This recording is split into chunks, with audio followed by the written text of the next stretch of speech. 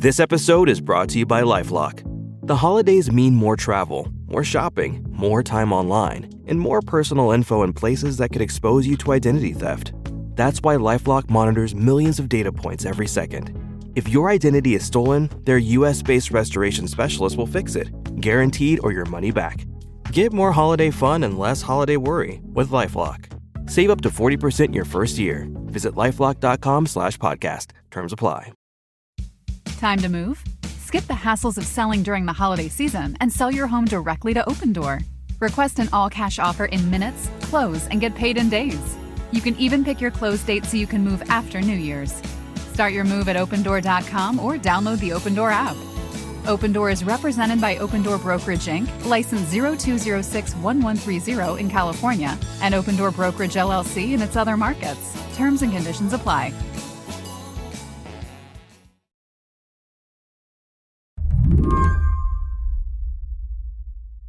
Until this weekend, Hunter Biden's December was fully booked, and not with holiday parties. On December 12th, the president's son was due in federal court in Delaware, where he'd been convicted of lying about his drug addiction in order to buy a gun. A few days later, he was scheduled to fly to Los Angeles and get sentenced for tax evasion. But over Thanksgiving weekend, plans changed. This is an ABC News special report.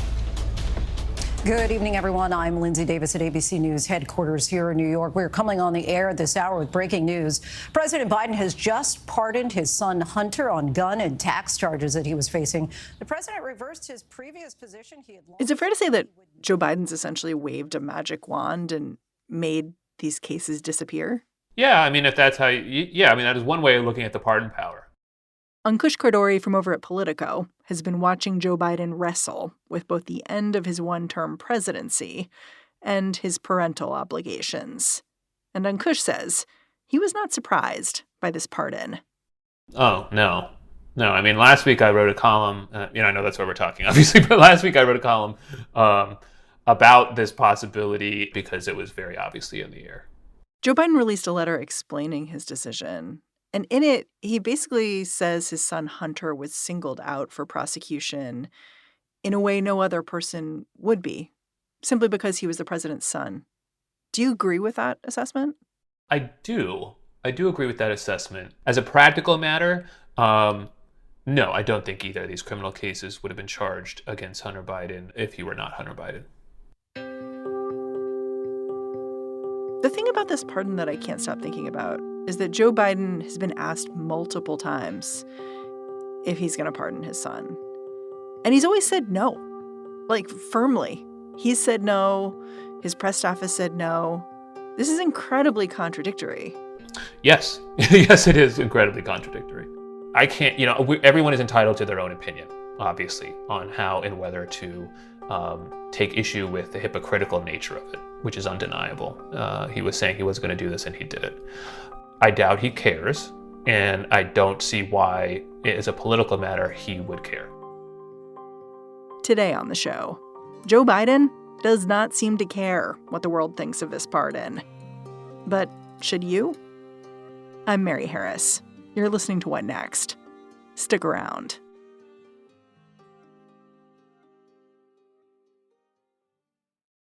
This episode is brought to you by Discover. It's always nice to get more for less. So here's a life hack that can automatically put some extra cash in your pocket. Discover will automatically double all the cash back you've earned on your credit card at the end of your first year with Cashback Match. So you could get some money for this holiday season and get more next holiday season. It pays to Discover. See terms at discover.com/creditcard. This podcast is brought to you by Progressive Insurance. You chose to hit play on this podcast today. Smart choice. Progressive loves to help people make smart choices. That's why they offer a tool called Auto Quote Explorer that allows you to compare your Progressive car insurance quote with rates from other companies.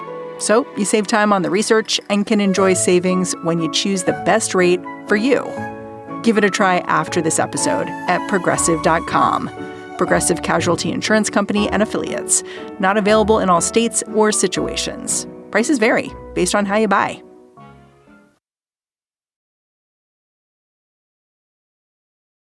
In his letter this weekend, Joe Biden basically says he's granting the pardon because the cases against Hunter Biden would not have been brought against anyone else, as we said.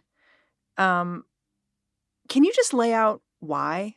Yeah, so there are two cases.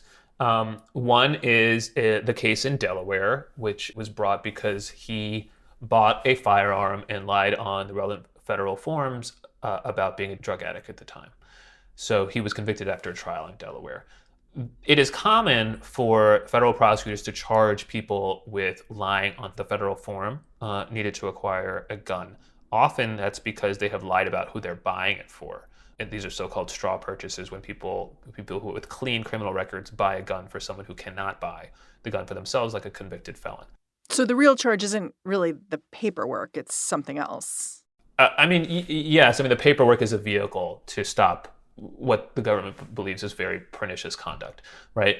But it is extremely rare, and I don't think anyone found any precedent in Delaware for a federal case to be brought when the misrepresentation concerns drug use and when that is the sole basis for the case. That's what makes that case legitimately very, very unusual, if not actually just unique. I do not think the country would like it if the federal government went around aggressively policing this prohibition. Why not?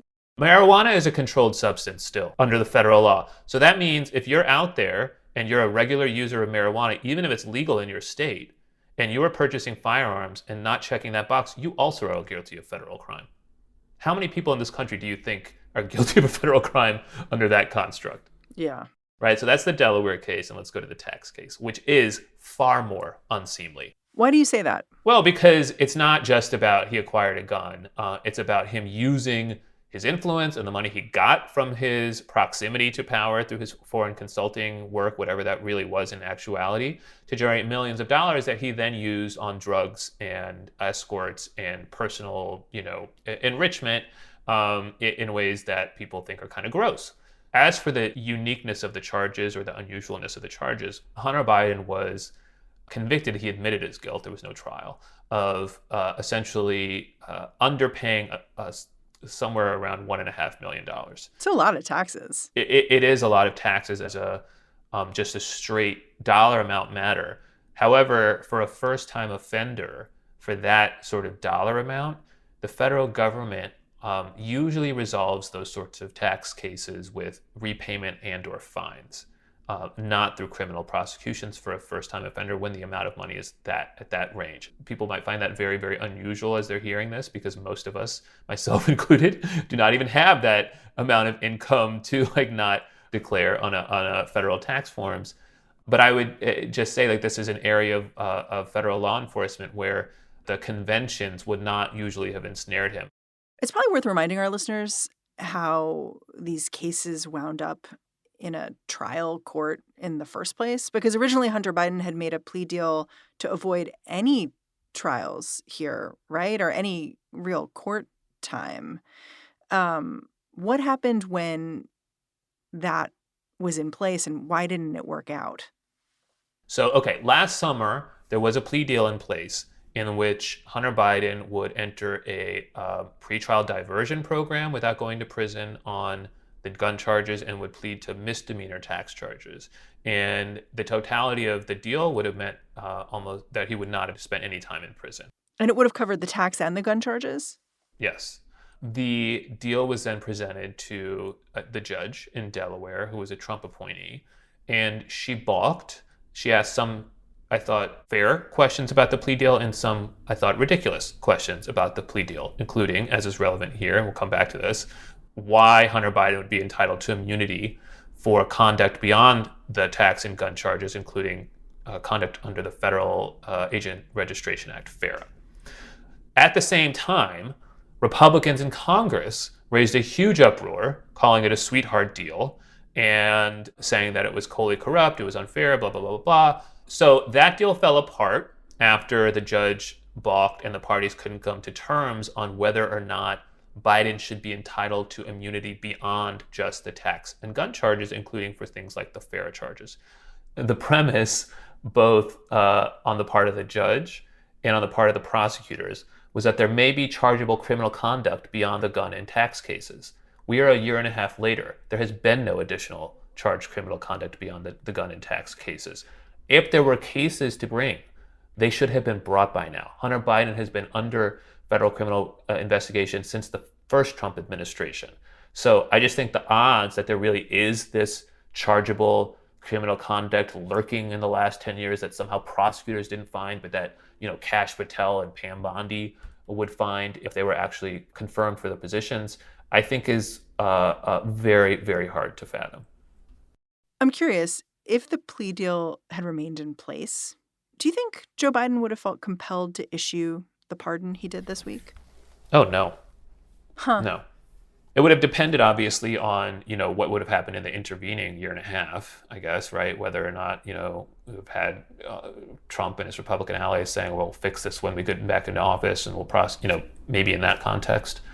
But absent, that concern that, Hunter Biden might be subject to further prosecutorial efforts in a second Trump administration, no, I don't think there would have been a need for a pardon. I don't even think the president would have seriously considered it if the plea deal had just gone through. There's another argument for Biden issuing this pardon, which is basically what's good for the goose is good for the gander, by which I mean Trump used his pardon power more than any president in our lifetimes in order to protect his political allies. And I guess I can see that argument, like you don't want to bring a knife to a gunfight kind of thing. But this seems like such a slippery slope once you're making this argument. Because what won't you do? And you can already see on social media Donald Trump talking about this pardon and then in the same breath talking about pardoning the January 6th rioters. And it just seems like a race to the bottom to me. Well, Donald Trump is a serial liar. Do you honestly think that his calculation is affected one way or the other off the basis of this pardon? No. No. But you lose the higher ground. To who? That's the thing. Is I don't. This is a very all the talk of politics here. Look, I'm not. I argue that any sentence should be commuted, right? So I just want to be very clear. I'm not exactly. You're not team pardon. But I'm just saying, if we're treating this as a political matter, I just think the political discussion is very silly. Joe Biden's political career is over. His legacy is in tatters. The Democratic Party is on its knees at the moment. Donald Trump has coming into office with a whole bunch of stated plans, including pardoning many of the January 6th people. I don't know if he'll go through with it. Mass deportations, we'll see. Retribution at the Justice Department, we shall see. I don't think any serious person thinks that Trump's plans will be affected one way or the other by Hunter Biden's pardon. What would have been different if it was a commutation? So if it was a commutation, you could just say, look, he did the things that he was accused of. We're not denying that. He would incur collateral consequences from a felony conviction, including social stigma, which is not nothing. Certain constraints on employment in certain sectors of the economy. I'm not sure he would really care. Also, a prohibition on things like carrying a firearm under federal law. Not sure he would really care. But those are all collateral consequences that flow from a felony conviction, whether or not you spend any time in prison or not. And in that situation, he may have also had to spend some time under supervised release, effectively probation, right? So that would have occurred too, even if he had spent no time in prison under a commutation scenario. And what Biden would have been able to say is look, these were legitimate verdicts and legitimate convictions, but under the circumstances, this is just sort of perverse. And, he would like to spend his last years, but maybe his last years, we need to seriously consider that with his only remaining son.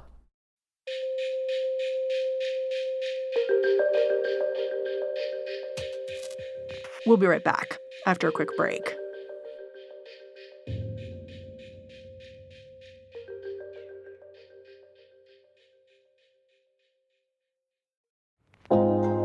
This episode is brought to you by NRDC. We all know by now that Trump was elected president, and one thing is paramount. We must fight for our planet. The Natural Resources Defense Council, NRDC, is fighting in and out of court to protect the environment, public health, and climate progress from Trump's Project 2025 agenda. NRDC has done it before, and with your help, they'll do it again. During Trump's first term, NRDC filed over 150 lawsuits against Trump's administration and won almost 90% of resolved cases. And this time, they're ready to fight even harder. Despite Trump and his allies' best efforts to pull society backward again, NRDC will work every day to not let them stand in the way of progress. Your support is critical right now. NRDC is not giving up, and with you, they can safeguard our planet for future generations. Donate now at nrdc.org/podcast. All gifts matched for a limited time. This episode is brought to you by Discover. It's always nice to get more for less. So here's a life hack that can automatically put some extra cash in your pocket. Discover will automatically double all the cash back you've earned on your credit card at the end of your first year with Cashback Match. So you could get some money for this holiday season and get more next holiday season. It pays to Discover. See terms at discover.com/creditcard.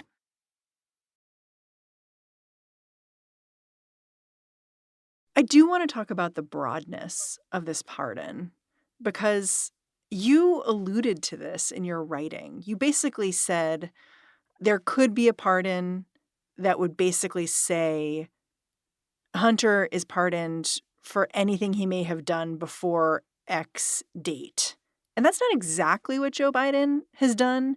He has sectioned off this 10-year period from January 1st, 2014 through December 1st, 2024, as that's how long the pardon lasts. And it's for any offenses he committed or may have committed during that time. That seems notable to me because it's basically just saying this is a federal blackout period. Anything he did, doesn't count. Yeah, I mean, look, the reason why I flagged it in the piece is because it would cause a huge political uproar, at least in the media, which it now has. Here's what I would say. The reason why it's 10 years is because I presume the other sort of criminal statutes that might have been in play for the criminal conduct at issue here might have gone back to 10 years. Typically, federal criminal cases have to be brought within 5 years of the offense being committed. In certain limited instances, there are 10-year or potentially even longer statute limitations, but there are 10-year statute limitations, for instance, for bank fraud, federal bank fraud. You might say, look, we don't want to just pardon him on this tax and gun stuff because the next attorney general might just use those same facts to construct some sort of bank fraud case. And so that presumably explains the 10-year look-back period.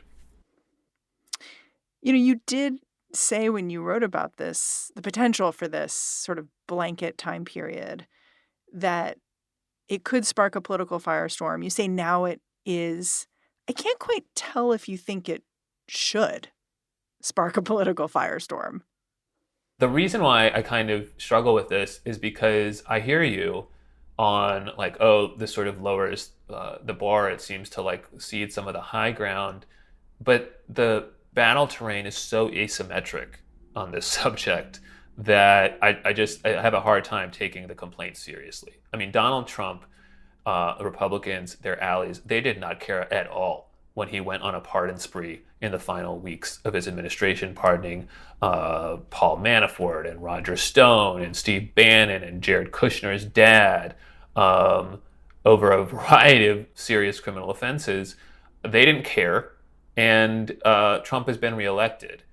So I understand why, if you're Joe Biden, you would say, well, why should I let my son go to prison just because I would behave in this sort of very, very high-minded way? I'm not defending it, but I do understand it. The cases against Hunter Biden, if we really, really want to roll the tape back here, they began during Trump's first administration because Trump was trying to dirty up Biden. So all of this has been heavily inflected within politics going back to Trump's first term. And so much of the case against Hunter Biden, both within and outside the legal system and the political media spheres, I think candidly was constructed for the purpose of being able to deflect from the then pending criminal cases against Trump, and to suggest that he and Joe Biden and his family were sort of equally corrupt, which is just not true. Slate had published an article a few weeks back talking about the federal death penalty. And here's the one thing Joe Biden could do on his way out the door. And it was we should commute these sentences. We should make it so these people are in prison for life, but they will not get the death penalty.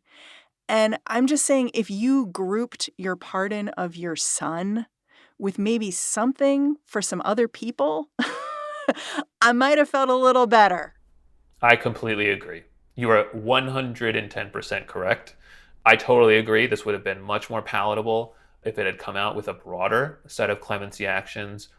It will help if it is followed by a broader set of clemency actions. One of the reasons this is going to be challenging for Joe Biden, again, is a political or media matter, however one weights the significance of those discussions, is his record on criminal justice from when he was a legislator. And widely regarded as taking a pretty firm, tough on crime approach at the time that has caused a lot of pain for a lot of people in a lot of communities in this country. So I think it would be very good for his legacy. And I really mean his legacy. I don't even really mean to offset the political furor resulting from the Hunter Biden pardon. That's one element of it. But I really do think it would be very good for his political legacy and the country for him to take a very serious and potentially broad set of clemency actions that are principled and justified and that help people who really deserve it. Yeah. Is there something for someone to fix here? Like the broadness of the presidential pardon powers? It is such a good question. People have been, debating and struggling with this for years, including, obviously it hit a fever pitch during the first Trump administration, right? When he was issuing all those pardons, is there really nothing that can be done? It is extremely unclear whether there are any restraints that Congress could, for instance, pass on the president's pardon power that would be constitutional and that the Supreme Court would uphold. It's very unclear whether he could do the Congress could legislate anything, any substantive constraints in this area for instance, you cannot pardon your family member. I doubt it. One person who would probably never sign that bill is Donald Trump. So they better have a veto-proof majority if they want to. We talked about how Hunter's pardon covers a whole decade of his life. But I do wonder, with Donald Trump assuming the presidency again, should the Biden family be keeping their criminal attorneys on speed dial? Oh, absolutely. Absolutely. Why? What do you think the next few years might look like for them? Well, look, Trump has said he wants to appoint a special prosecutor to go after President Biden, and the Biden family, right? Hunter Biden is not the only member of the family involved in these business dealings. So is Joe Biden's brother. Now, I do not know whether Trump will actually do that, appoint a special counsel. In fact, thanks to Eileen Cannon, he probably won't appoint a special counsel. But regardless, I don't know whether Trump will direct his attorney general, or they might do that person, Pam Bondi, if she's confirmed, might do it of her own volition to try to instigate another set of criminal investigations and potential prosecutions that would not be affected by the pardon. Could Joe Biden pardon himself and other family members on the way out the door? Yes. There is a question that some constitutional scholars have argued that self-pardon may not be constitutional. It's an open debate, obviously, because we've never had one. And there are mechanisms to obviate the technical, quote-unquote, self-pardon that people have posited in the past. For instance, I don't know if he would actually do it, but Biden could invoke the 25th Amendment, cede the presidency to Kamala Harris very briefly so that she can pardon him and then retake the office. And that would technically not be a quote-unquote self-pardon, but would have the same practical effect. There's no reason to assume that this is the end. Ankush, I'm really grateful for your time. Thanks for coming on the show. Thanks for having me. Ankush Khardori is a senior writer over at Politico and a former federal prosecutor for the Department of Justice. And that's our show. What Next is produced by Paige Osburn, Elena Schwartz, Rob Gunther, Madeline Ducharme, and Anna Phillips. We are led by Alicia Montgomery. Ben Richmond is the Senior Director of Podcast Operations here at Slate. And I'm Mary Harris. You can go track me down on Blue Sky. Say hi. I'm at Mary Harris. Thanks for listening. Catch you back here next time.